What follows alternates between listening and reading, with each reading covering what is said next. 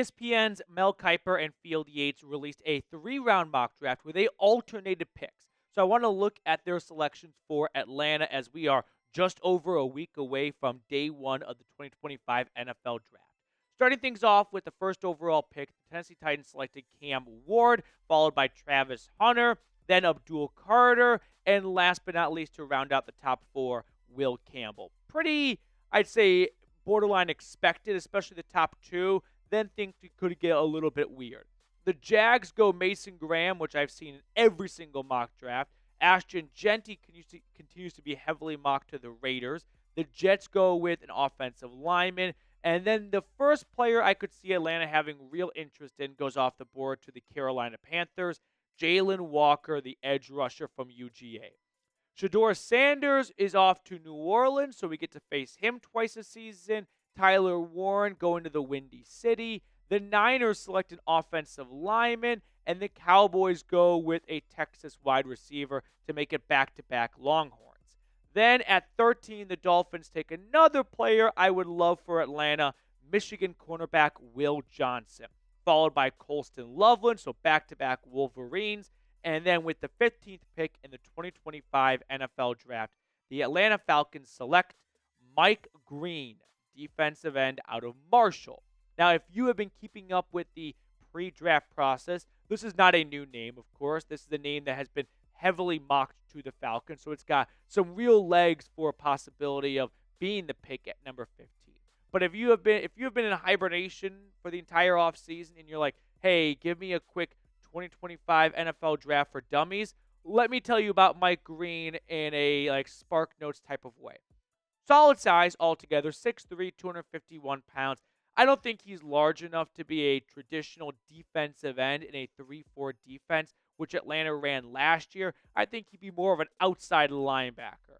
So whenever we use the umbrella term edge, it's always either defensive end or outside linebacker.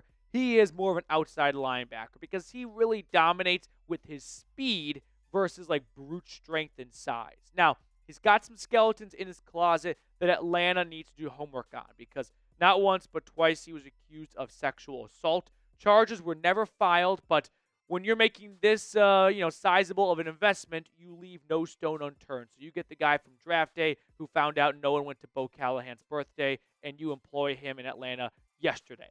Now, last year for the Thundering Herd, he had a breakout year. 17 sacks, 23 tackles for loss. All the attention has gone to him leading the country in sacks.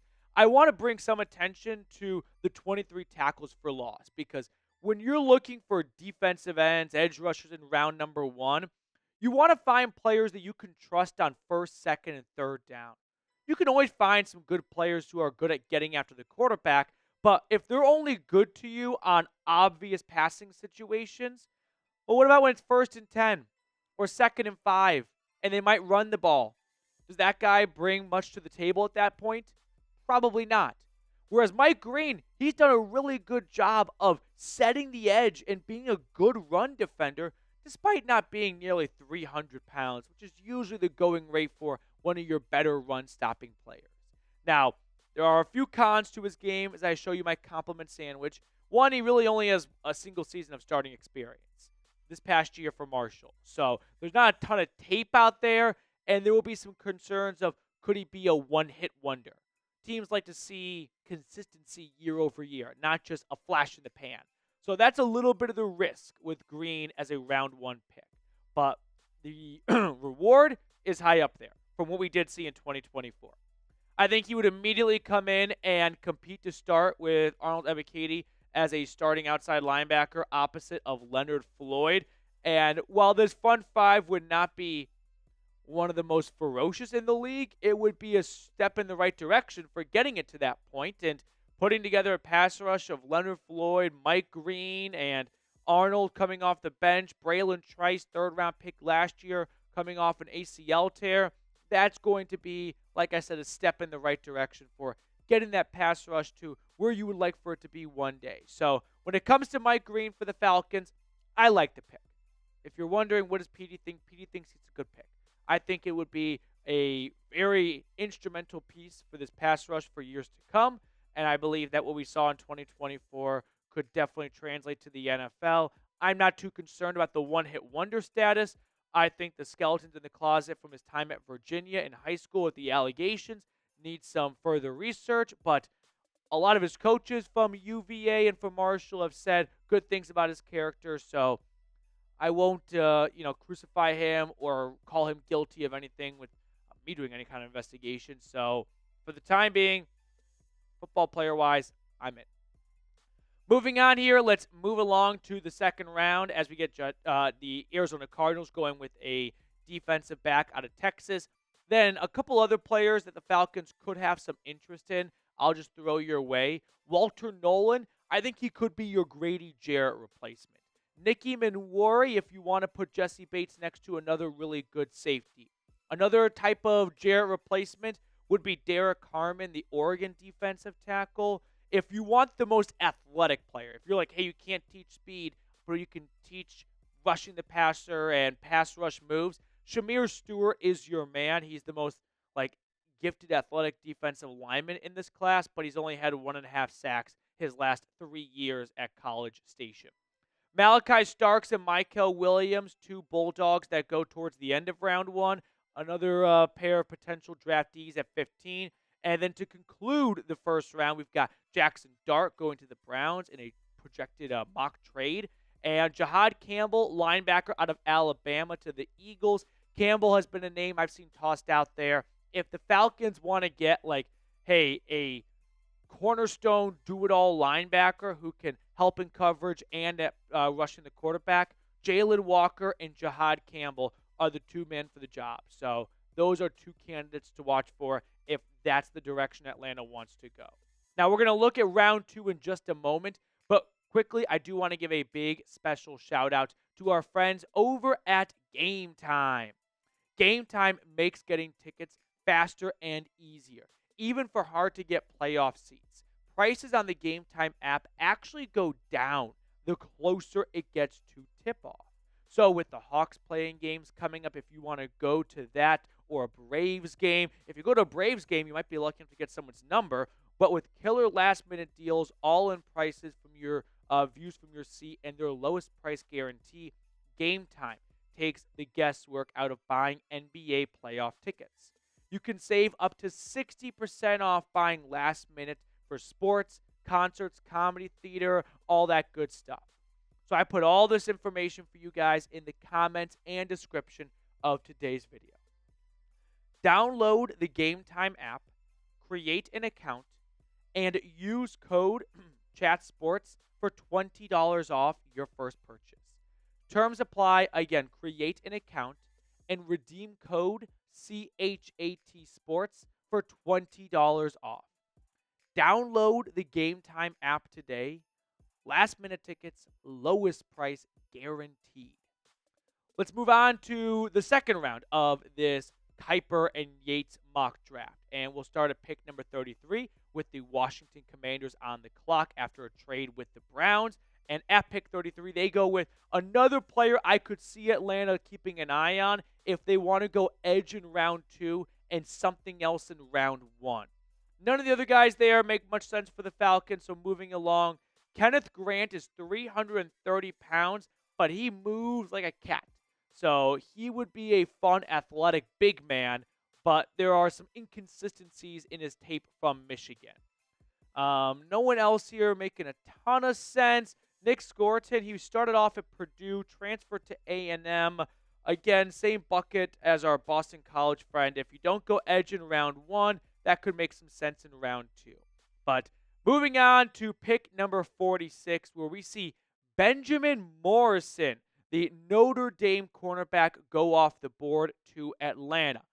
I think these are the exact same two picks I made in my 7-round mock draft that I made last week. So it's really cool to see Mel Kiper watch my stuff. But Morrison, some background on him, because I know there are some of you watching who are like, hey, I'm really just starting to, rev up my pre-draft engines. Tell me what I need to know so I don't sound or look dumb in front of my friends. Morrison, 6 foot, 190 pounds. He missed the last 10 games of the 2024 season for the Fighting Irish with a hip injury. Now, the season before that, he missed some time with a shoulder injury. a little bit. So there are some injury concerns when it comes to Morrison, but he is a versatile guy. So I want to take a look at his 2024 numbers, but it's the 2023 season for the Fighting Irish corner that is really garnishing a ton of attention because the ball skills are there. 13 pass breakups, 3 interceptions. He even found the end zone a hat trick times, but not a lot of completions or yards. I'm sorry, 3 touchdowns allowed in coverage and only giving up 279 yards in coverage as well. But this is a rare combination of fluidity, athleticism, and production. You'll see a lot of guys take, like, who we'll look at in a moment, Darian Porter. Not to pick on him. He's a good athlete. He's 6'3". He's a track star, but he's a 6-year player who's still learning the position. So you get the athleticism, but not so much the production.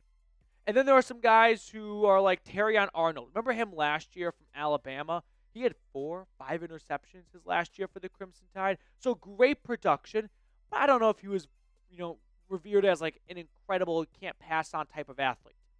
Morrison's got the combo. So the only catch is he suffered a hip injury. My grandpa got a hip replacement once. I think he was 75. When you draft someone who's 20 years old with a hip injury, and as a corner, they make their livelihood on the ability to flip those hips and go from inside to outside and back to inside. That's going to raise enough flags for some teams to go, not interested. Not for a second-round draft pick. Personally, I am interested because I think he is a great player when healthy. And given that Atlanta has a little bit of leeway at the corner spot right now, you don't need to start him year one. You could let that hip really heal and get healthy over all of 2025. And then you go into next year, he's 2 years removed from the hip injury, and it's A.J. Terrell and Benjamin Morrison leading your corners for expensive veteran corner and a cheap young corner. Pretty good pairing if you ask me right there. So I'd be a fan of this pick. I would sign off on it. I like this selection a lot, especially for a team like the Falcons who have a little bit of flexibility at corner and don't need to toss him out there day one when he's still coming back from that hip injury. So here are some of the players that Atlanta passed on in round 2 that the Falcons could have a little bit of interest in. No one here making a ton of sense in my eyes. Here's Darian Porter, like I mentioned. If you want a really good athlete, he's a good pick for you. Moving on here, who else could make some sense? JT Tuimoloau, that's the Ohio State defensive end. He was awesome in the college football playoff. 5-star recruit. Similar type player as some other guys we looked at fits the profile of a round 2 player. Landon Jackson, great motor, came out of Arkansas, just a high-effort guy. Kind of reminds me of Jack Sawyer, and it's not just because they're both white defensive ends. Kevin Winston, the Penn State safety, this is a sleeper of mine. I have really come to like his game the last couple of weeks. Safety is not a pressing need for Atlanta, but he might be too good of a prospect to pass on. On to round 3, we can really hit the gas pedal here, unfortunately. No third-round draft pick for the Falcons, so we'll just check out a couple of the names of, hey, what if Atlanta trades back and acquires some more picks? Like someone wants to jump up to 15 and the Falcons get back into round 3. Who could they be targeting? What about like a tackle? If they want to give Michael Penix a new blindside blocker to replace Caleb McGarry after this year, that's a possibility. Or Alfred Collins, really good defensive tackle from Texas. Jared Wilson, since Drew Dahlman left in free agency, that could be a Bulldog that makes his way west to Atlanta. Jack Sawyer, that's the Ohio State defensive end. I like this pick for someone. Who else could make some sense here for Atlanta? Who do you think, Moose? You got a name right here? Who? Riley Mills? Oh, Notre Dame guy. That's Moose's guy right there. Yep. Okay. No one here making a lot of sense. No. I will toss out the Louisville defensive end. He had 11 sacks 2 years ago. Could be a fun third-round draft pick. Billy Bowman, he got so much production at Oklahoma, some pick sixes at his time there. Omar Norman-Lott, I think, is going to be a good third-round. I think he'd be a good second-round pick for someone and a great third-round pick. He was one of the best pass-rushing defensive tackles last year. So that's the 3-round mock from Mel Kiper and Field Yates. Only 2 picks for Atlanta. 2 picks that I did in my own mock draft, if memory serves correct. So I like both those selections. They have the PD stamp of approval. Let me know what you think in the comment section below, though. But to recap, it's Mike Green from Marshall in round 1, Benjamin Morrison from Notre Dame in round 2. I'd give this mock draft, honestly, an A-. There are some, concerns here when it comes to only one season of production and some skeletons in his personal closet, and then a hip injury right here. But the upside, these could be 2 cornerstone pieces for the next 8 to 10 years if they live up to their potential. That's going to do it for us on today's episode. Really appreciate everyone for tuning in. We're going to sign off and see everyone next time.